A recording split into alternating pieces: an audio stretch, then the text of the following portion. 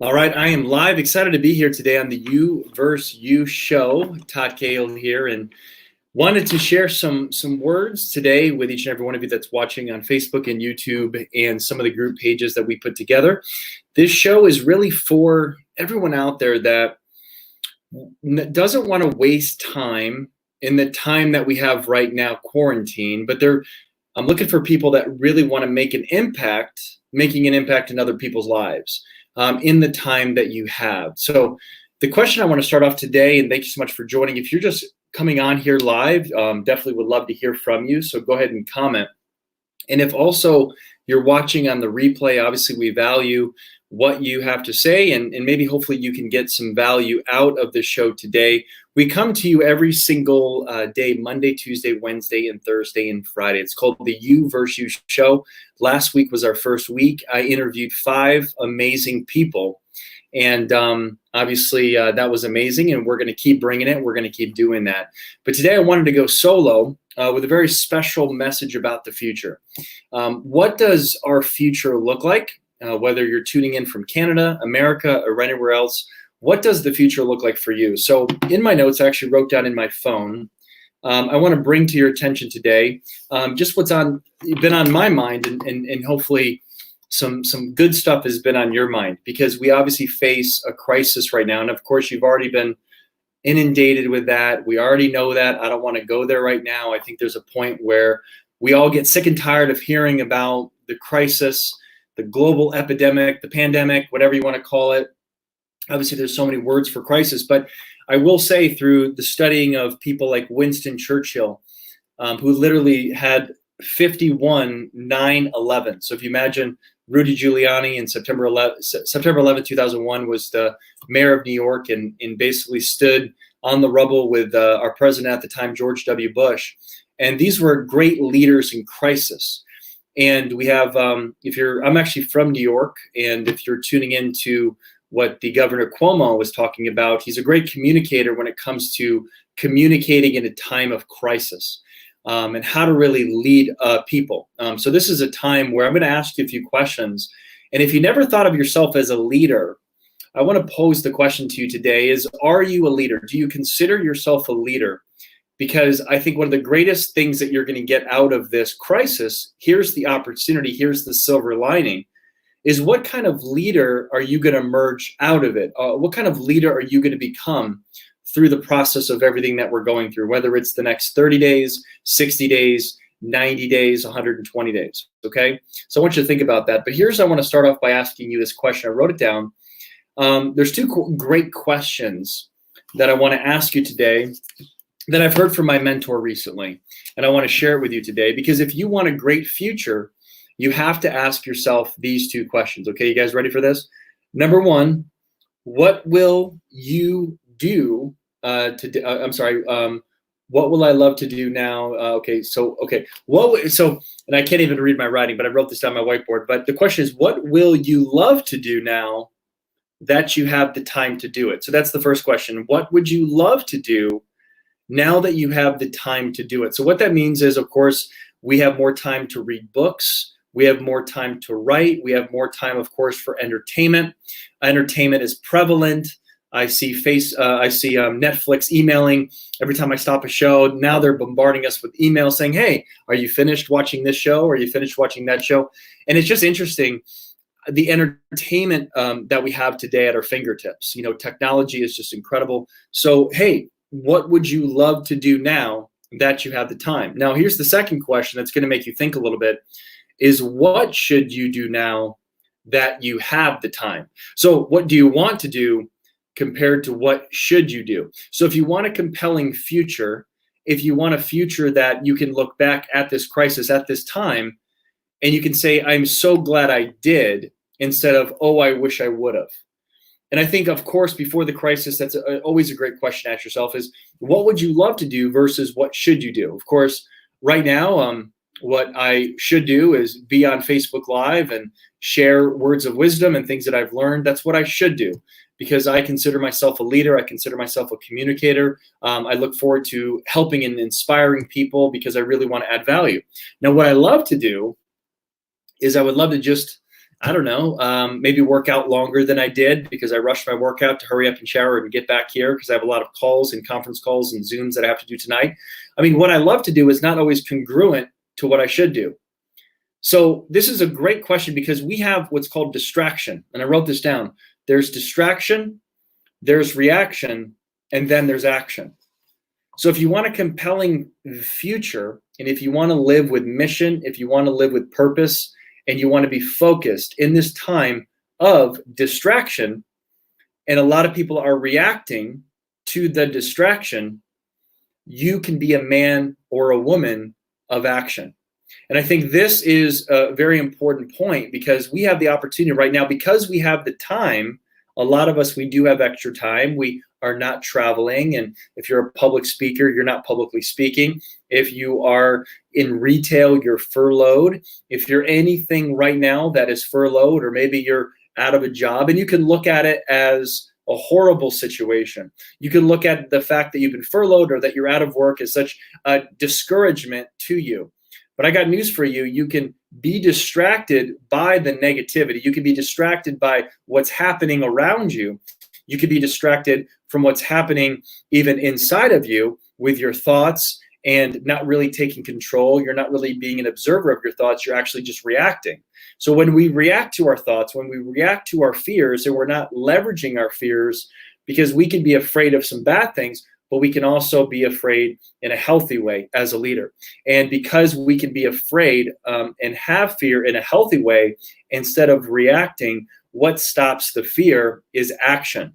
So again, if you're just tuning in, if you really want to beat this crisis, and what I mean by that is not so much the virus, but if you want to stay healthy, if you want to stay connected, if you really want to accomplish great things, and if you want to become a leader of crisis, like a Winston Churchill, who had 51 9/11 speeches on the rubble every time that something blasted or a new city was completely taken out. He would stand on the rubble and he would basically, with a cigar, he would communicate the message of hope. So what is your message of hope within yourself to get yourself out of bed today and again win the you versus you battle? Since this is the you versus you show, chapter 12 of my book, we talk about the you versus your freedom. And I'm going to go through the action of it. So you're like, okay, how can I take action, Todd? How can I actually, do what you're saying? I don't know what that looks like. Like you said, I got fired from my job, or I got furloughed from my job. I don't know if my company is going to even be in business in the next 90 days. There's 32 million small businesses, and half are going to be probably out of business, unfortunately, and half are going to be struggling. So in all of this time that you have today, I'm going to take out my book, and I'm just going to, first of all, let you know that if you repeat this wise choice over and over and over again, which is it's never too late or too early, right now is a good time. So think about it, no matter how many bad things have happened to you, no matter how many good things have happened to you in the past 3 to 4 weeks, it's never too late or too early. Right now is a good time. See, even if you think you missed an opportunity to communicate with a loved one, to communicate with someone that you haven't maybe been in communication with, this is the time that you can text them, you can reach out, you can call. If you maybe tried to start a business a year ago or 2 years ago or 3 years ago, there's never been a better time than now to go ahead and reevaluate and start that business again. If you've ever wanted to write a book, this is the best time right now, probably in human history, that you can ever write that book. So my message to you is this, okay? If you really are that person that wants to emerge as a crisis leader, now there's a big difference between, because here's what's going to happen. There's a saying in network marketing, businesses that I've built in the past 14 or 15 years, that time will either expose you or promote you. Time will either expose people or promote people. So I think a lot of people, especially influencers on Instagram, that have all these followers and post nothing but their, women, the bikinis, the butts, their breasts all over the place on Instagram. Time is exposing them. It's definitely not promoting them. People that are fake leaders, people that are not really valuing other people, because this is not the time to do business necessarily. This is a time to love on people, to build relationships, because that is business. Building a real business is building relationships, and building relationships can equal unbelievable things for both parties, because we are here to make things in life: a win, win, win. And even if you can get a fourth win in there, win, win, win, win, win. I'm all about win, win, wins and win, win, win, wins. Okay. And that's what a true leader does. Is a true leader doesn't just think, what can you do for me? What can they do for me? What can this business do for me? What can a client do for me? But a true leader, it says, what can we do together? And if you're taking notes on the show, of course, like I said, I want to add tremendous value to you. But that's the question that you have to be asking yourself: is not what I can do, or not what I can get out of this situation, is what can we get out of this situation? What can we do? How can we become a collaborative team? How can we add value to each other? So in order for you to really take action, I'm going to give you, right in the back of my book, You vs. You, which is on Amazon right now, around $10 or $11. I recommend you do buy it. I recommend, this is an incredible book in the time that we're facing right now, to get a copy of it, to really go through how can you really win the battle of you versus you. But in the action part of the 12th battle, you versus your freedom, we all want an incredible, future. We all want an incredible future.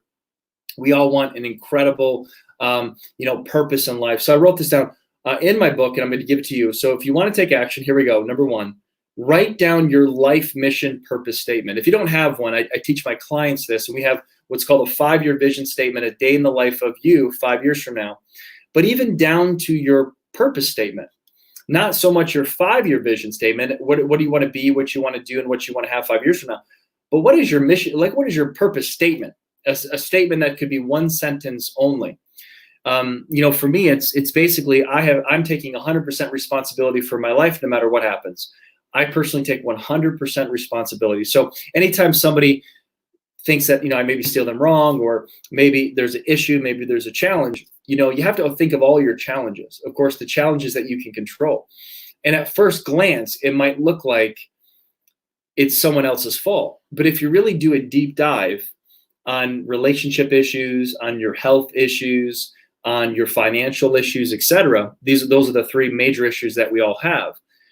If you really do a deep dive on that, you will see that a part of all of your problems and challenges stem from you and we not taking full responsibility at certain points of that relationship. So whether it's your budgeting, okay, so if you have financial issues right now, well, maybe you have a wife or a husband that overspends, but maybe back somewhere in the past, you had a decision to say, I'm going to take full responsibility for this, and maybe you didn't. So it caused some pain. But the good news is, remember what I said, it's never too late or too early.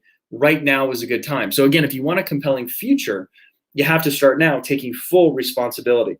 So try to do this in 2 to 4 sentences, so that when someone asks you what you're all about, you will have a clear, focused answer. This will take some time, but will give you clarity, which in turn gives you focus. So if you want clarity, if you want to get more focused, if you want to do things more effectively, you got to get clear on who you are. Because here's the problem with a lot of people right now in our society, and I hate to say it, but this is the truth. There's definitely a massive amount of followers right now following the news. And the news is really one-sided, okay? It's not really different perspectives, if you will. It's either Fox News perspective, it's CNN's perspective, it's MSNBC's perspective, NBC News perspective, but it's not our perspective. Does that make sense? It might be a celebrity's perspective, or a governor's perspective, or the president's perspective. And I get it, they're high officials, but what about God's perspective? How about that one? What about your pastor's perspective? What about your perspective? So we all have our own perspective about it.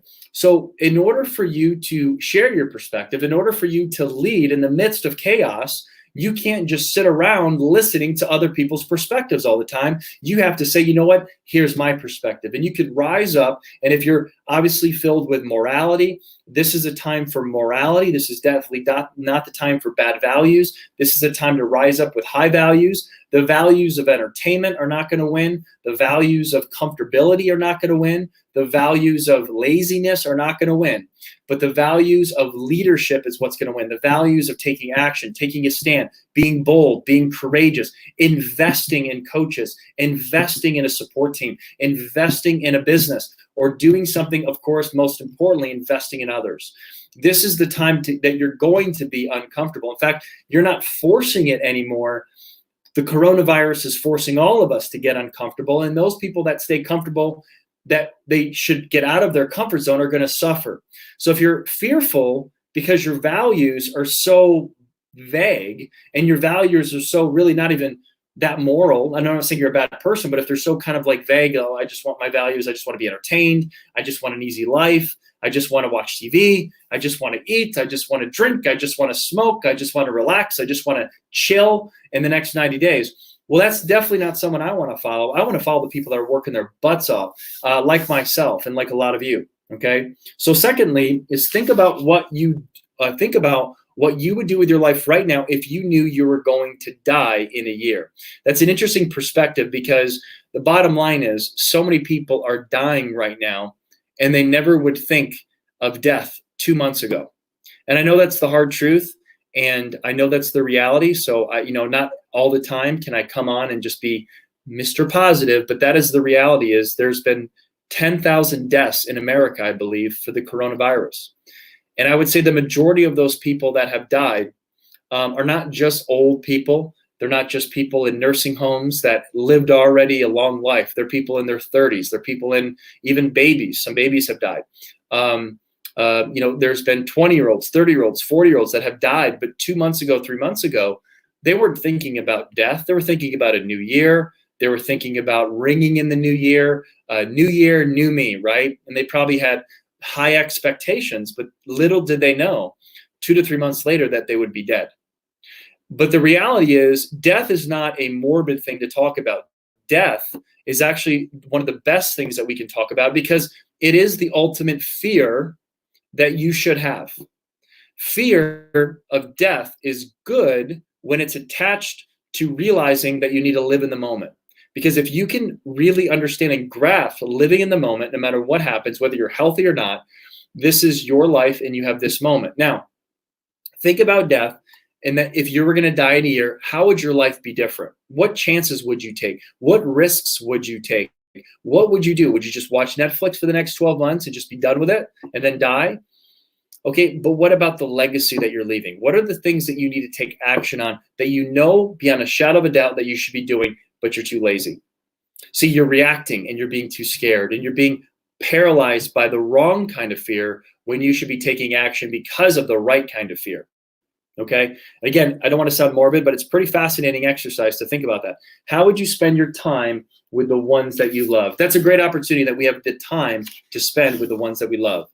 And the last thing here, and again, you versus your future, to have a great future. Remember what I said, if you repeat this wise choice, it's never too late or too early, but now is a good time. So what specifically would you do with your day today? What do you want your legacy to be? So what do you need to change on the day-to-day? What do you want your legacy to be today, folks? Do you want your legacy to be a reactor? Do you want your legacy to be somebody that just got really comfortable and just kind of died, after living a long life, hopefully? What is your legacy going to be? Is your legacy of one that's a leader? Why do people remember people like Abraham Lincoln? Even though he was assassinated, well, his life and legacy lives on. Why is that? Because he took a stand, because he actually stood for what he believed in, and he didn't listen to the people around him all the time.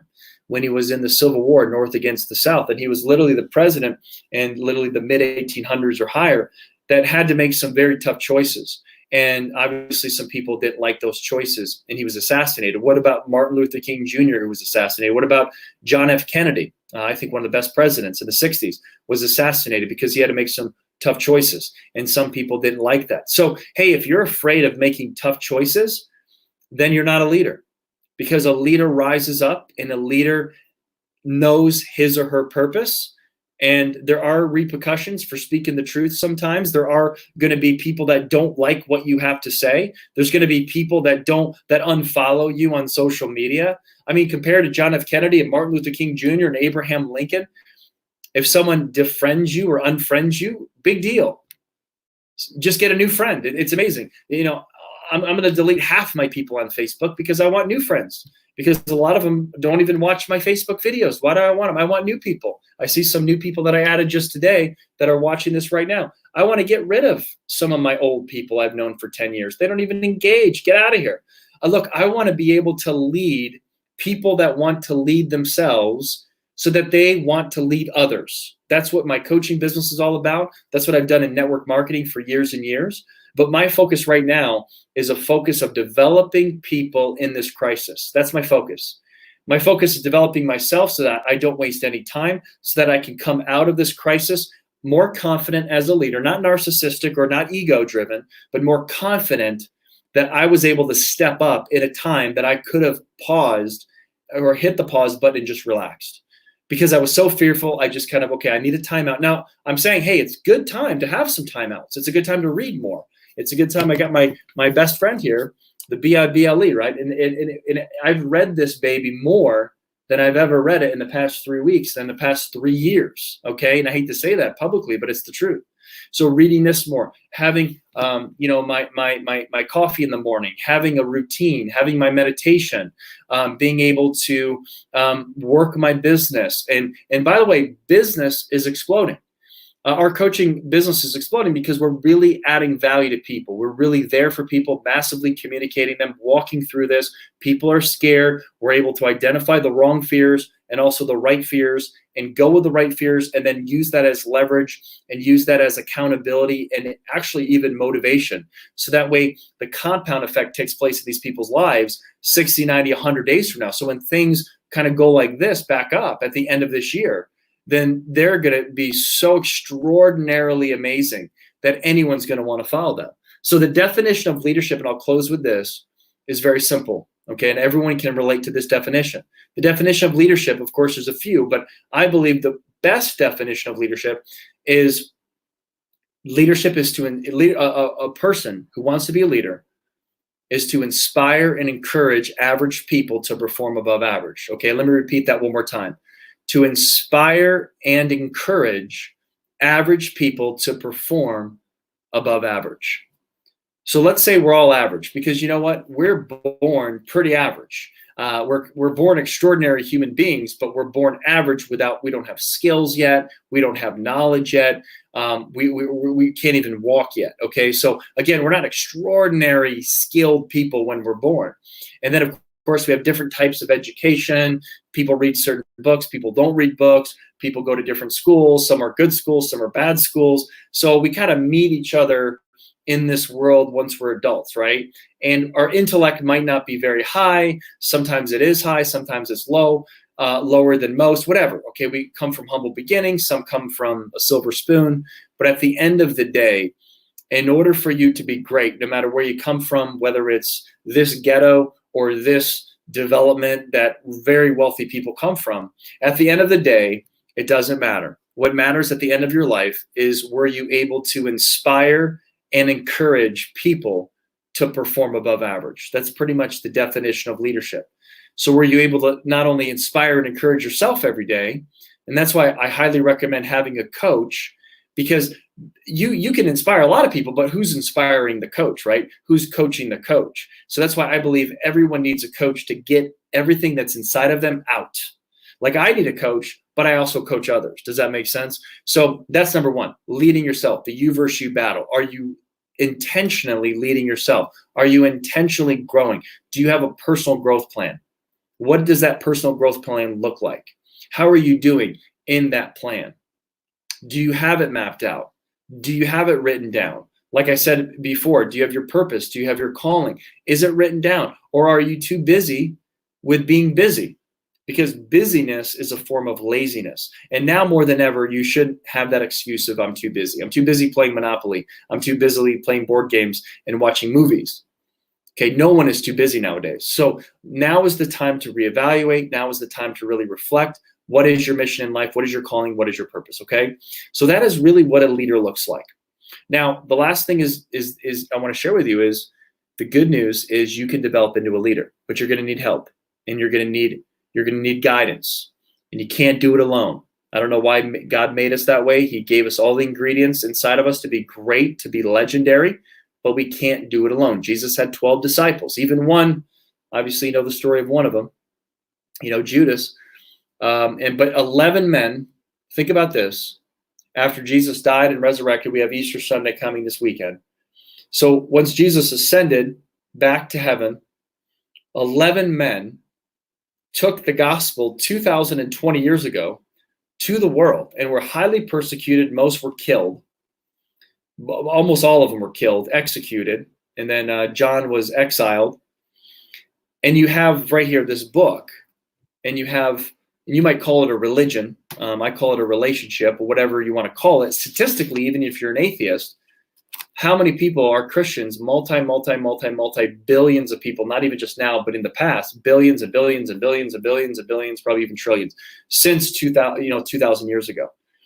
So one man was able to lead 11 to 12 men. Let's even call it 12 men, because let's say he was a great guy up until that last point. He made a big mistake, okay? Anyone can make mistakes. So 12 men, he led 12 men, and billions and billions and billions of people believe in that message years and years and years later. So don't tell me one person can't change the world. We all know that one person can probably give us, the coronavirus, just like in the movie Contagion. So one person literally can change the world, good or bad. One Hitler can change the world in a bad way. One Gandhi can change the world in a good way. So just think of it. Are you going to just kind of step back and just relax while you let the leaders lead? Or are you going to merge and give the leaders some help?